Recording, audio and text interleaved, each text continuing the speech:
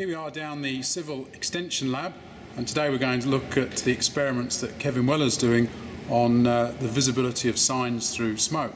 So we'll go and see what Kevin's doing. He'll give us a bit of an introduction and we'll have a look at one of his experiments.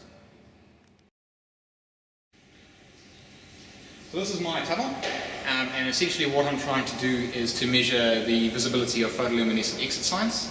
So those are the glow-in-the-dark type ones. So you can see that's essentially what I'm trying to use. They glow in the dark, and it's a relatively new product. It's becoming a lot more popular in the New Zealand market. And so how well do they compare to an ordinary internally illuminated sign or an old school reflective sign with no lighting whatsoever?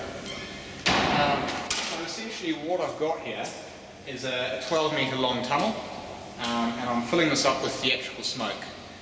I'm using little lasers inside, and I can show you what those look like, to measure the optical density of the smoke. And then I'm asking people to come through here, and they'll stand inside the curtain and look through a little window, and they'll look down the length of the corridor and tell me when they can see the sign, and as I slowly bring it towards them. Okay, so what we've got inside here is we've got our obscuration meters, and we've got 3 of these. So this consists of a laser emitter, and a little photo receiver, and we'll measure the voltage of the receiver, and when the smoke blocks a certain amount of the light from that laser, that'll reduce the voltage, and we can therefore measure the density of the smoke. So we've got 3 of these laser obscuration meters down the length of the corridor, so that we can measure the smoke in different parts to make sure that we get a well mixed. We can A, make sure that the smoke is well mixed throughout the corridor, and B, it gives us a good average of the smoke density throughout the corridor. I've got my